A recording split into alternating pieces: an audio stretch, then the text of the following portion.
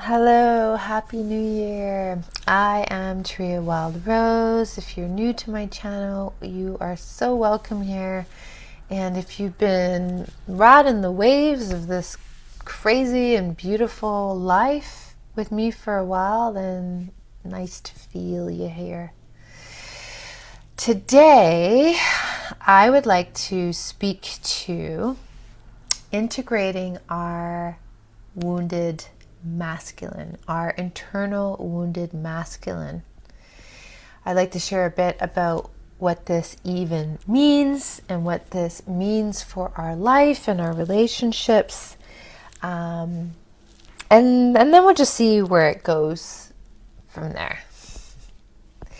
So integrating our inner masculine is all about integrating our father wound. Whether you had a great relationship with your father or a more complicated one or none at all, this will inform how you relate to yourself first and foremost, and how you relate to the opposite sex. So if you're a man, how you relate to women, and if you're a woman, how you relate to men. Last year for me was really about integrating my father wound and integrating my inner masculine in a very profound and deeper, tangible way. And I didn't go into 2025 with any sort of intention that that's what was going to happen. It just happened. And as many of us do during the holidays, I was reflecting about my year, and consistently what was revealing itself was how much integration of my internal masculine took place. So I never knew my father.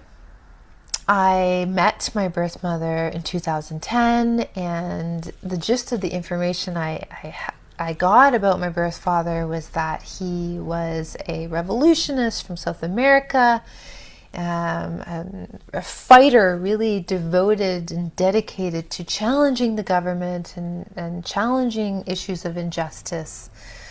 And yeah, what a great picture painted. In terms of my own experience growing up with a father, I did have an adoptive father. However, my experience of him was almost as if he wasn't around very much, and he wasn't very in his mature masculine. He was weak, and to be honest, in a lot of ways, he was weak. He was sick all the time. My adoptive mother was head of household in a lot of toxic and dysfunctional ways, and I just really witnessed him be a fraction of himself around her. So I didn't grow up with a healthy relationship or understanding to men. And then if you fast forward, I'm sex trafficked, and so my relationships with men is either a very toxic, harmful, horrific, dysfunctional version of what I thought was love by my pimp, or these men who are enacting atrocious harms against a girl who was 13 years old, because I was trafficked from 13 to 16. So needless to say, I had anger and a hard-on for men. It's part of the reason why I became a feminist and joined an anti-violence organization. And I loved that. It was, don't get me wrong, it was purposeful, it was meaningful. It really helped me to gain clarity on the systemic and societal issues and dynamics, and what was informing the oppression of my reality. And over time, I realized how much being a feminist was perpetuating the harm and the war of men against women, women against men. And I chose to leave that profession, and I chose to leave feminism. And what I realized is, I think more importantly than anything, was the energetics of being a feminist. I was fighting against the patriarchy. I was fighting against the patriarchy and I was blaming men, and I wanted to fight. And when you've been victimized in life for a period of time, you need to contact that anger, and if you can access that anger through fighting for something, then great. But eventually that anger needs to dissolve and evolve and transform into something new, more healthy, more beautiful. And considering that one of my greatest desires in life was to have a healthy relationship, intimate partner relationship, well, I certainly was never going to experience it with all of that blaming and pointing the finger at men. And over the years, I have had the blessing and the privilege to work with mentors who really revealed to me some of the secrets. The secret that my anger at men was really my anger at my own internal masculine, was my unintegrated father wound. And not just from this life, we can see this in terms of the energetics of the chakras from past lifetimes as well. From an epigenetic standpoint, whatever issues or patterns didn't get resolved in the generations before us can literally turn on and off certain genes. It's so fascinating when you start to really become curious and discover the unfinished business in your family system and reveal the pieces of this beautiful puzzle that reveals these common themes being passed down through the generations. And then, in my case, you get to decide it stops here and it stops with me. This anger and blaming men for all of the problems of the world stops with me. Because as a woman, I have accountability in that too. And it was when and only when I was supported to shine the light on myself and take radical accountability for how I have participated in perpetuating this war of men against women, women against men, and therefore, more importantly, my internal divine feminine, divine masculine, not in those principles, but my wounded feminine, my wounded masculine at war with each other.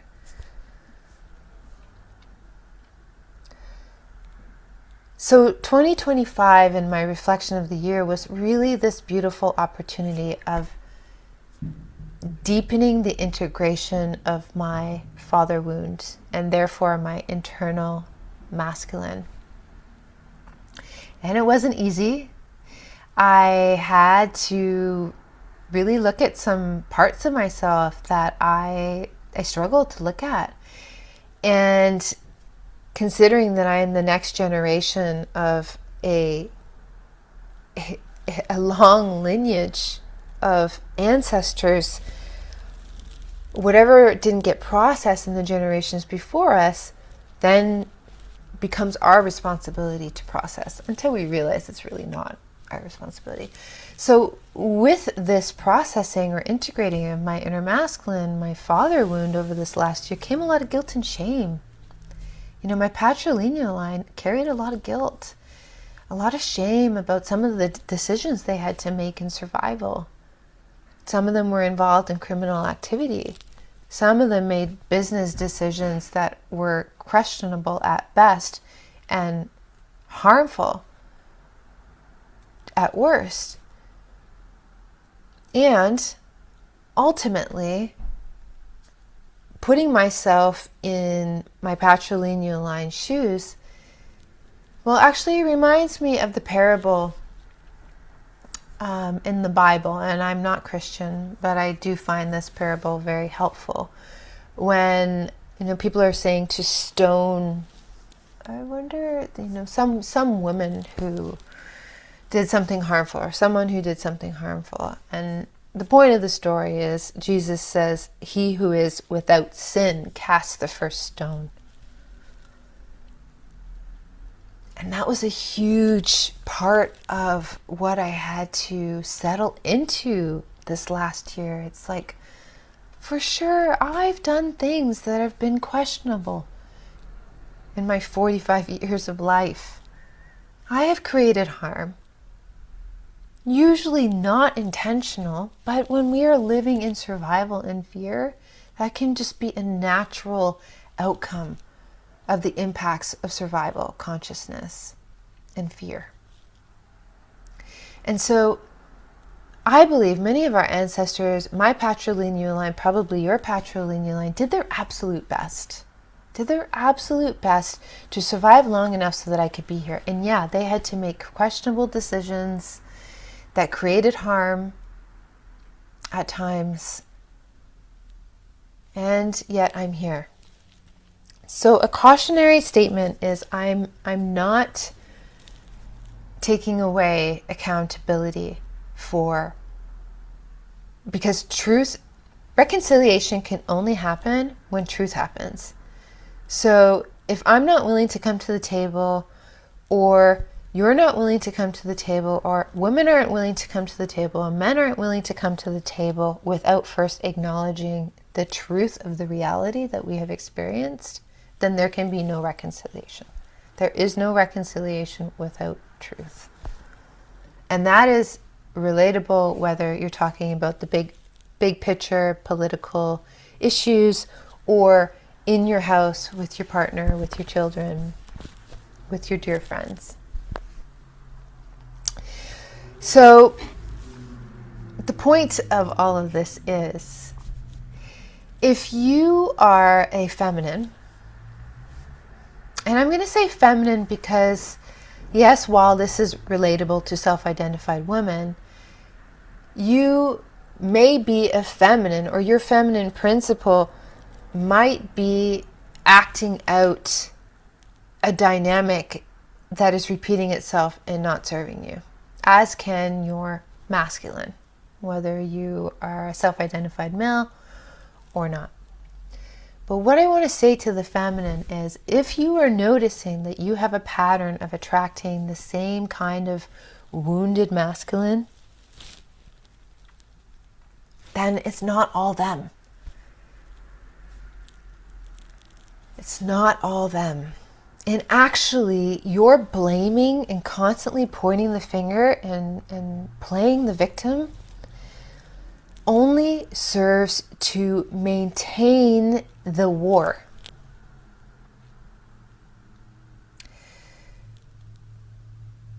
And you will never have the relationship that you really want. You will never have fulfilling relationships with males in your life. You will consistently be trying to fix or save or rear the next generation of good men. Ask me how I know that. Men who will never be like the patriarchy, who will never be misogynistic. And you will be perpetuating the harm. I say this because I had to take radical accountability this last year and feel into some feelings that I didn't want to feel. Guilt and shame for my patrilineal line. But ultimately what it all culminated in is, over the holidays, instead of judging and being at war with the men in my life, namely my brother and the father of my son, I decided, and this was through the integration of my own masculine, that it became easy to do this. I decided to acknowledge and accept them exactly as they are. And to acknowledge the ways that they're trying and have been trying over the years. And don't get me wrong, this does not take away a person's accountability for harm that they've caused. But I too have caused harm in life. And that acknowledgement within myself can be the great equalizer, can be the great alchemizer of that internal war that gets played out in the external war. And it's a game changer, ladies. It's a game changer. Because when you integrate and have compassion for your own wounded masculine. Think about it. These, of course, they're wounded. They went to war. They were literally wounded. They literally had to shut their hearts down so that they could cause harm to another person. So, and we are all healing that internal wounded masculine within us. That masculine, that masculine who was left on the battlefield, wondering if they would ever see their family again. Wondering if their life would ever even matter.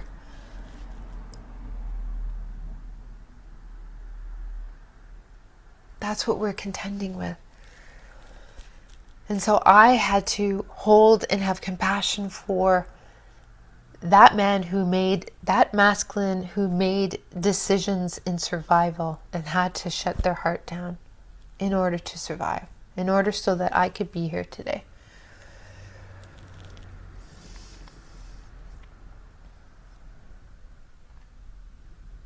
So, ladies, feminine, men are not the problem. Men are not only the problem. Or men are not the problem. Your unintegrated, wounded masculine is. And I had help with this over the years. This is what we also speak to when we talk about sacred union. Internal feminine, internal masculine, growing them up, maturing them up into their divine nature. And then everything changes. You start magnetizing differently. People start treating you differently. You start showing up in peace and regulation no matter what is going on around you. You can go into Christmas dinner and witness yourself being okay. Not rushing to fix or be the hero. It's, you know, whether you're playing the hero, the victim, or the villain, it's all the same energy. You can just be you, and you can let others be them. And of course, that includes boundaries and taking a stand. But taking a stand is so much different than fighting against. It's a different frequency. It's a different energy. And it gives life. It gives life. And it will give you what you want. It will give you the relationship that you want. Give you the friendships that you want. Give you the peace. So that is what I have to say today. If any of this sparks something in you or interests you, this is an integral part of the work that I do. Integrating our internal masculine and feminine so that they can be in union. This is done in my Extraordinary Relationships program. And also, exciting news, Erotic Coherent Relational Blueprint will be live March 19th to June. This is a 4-month container with a dear priestess sister of mine. This is a very well-designed program where we will alternate weeks focusing on erotic literacy and erotic embodiment in 8 pillars of what will be important for the coherence of your healing nervous system and your sexuality moving forward into this new paradigm, this new template that is available to us as we're moving out of fear into thriving sexuality that is thriving. Yay! Yes, and one more thing. I will be away for the next 2 weeks. I'm taking an applied sexological bodywork course.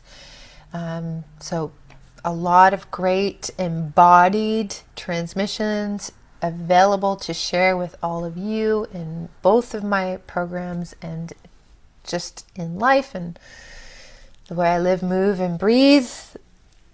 Service.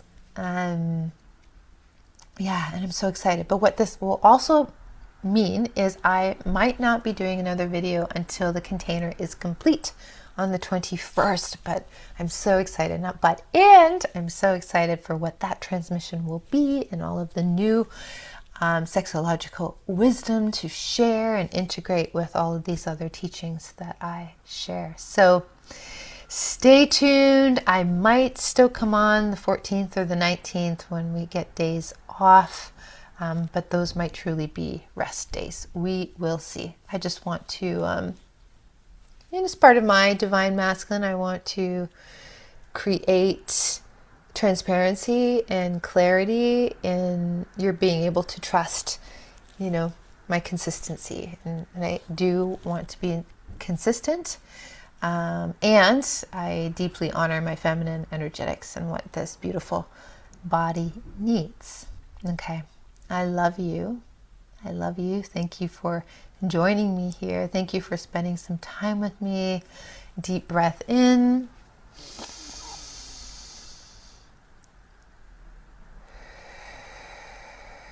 From my heart to yours.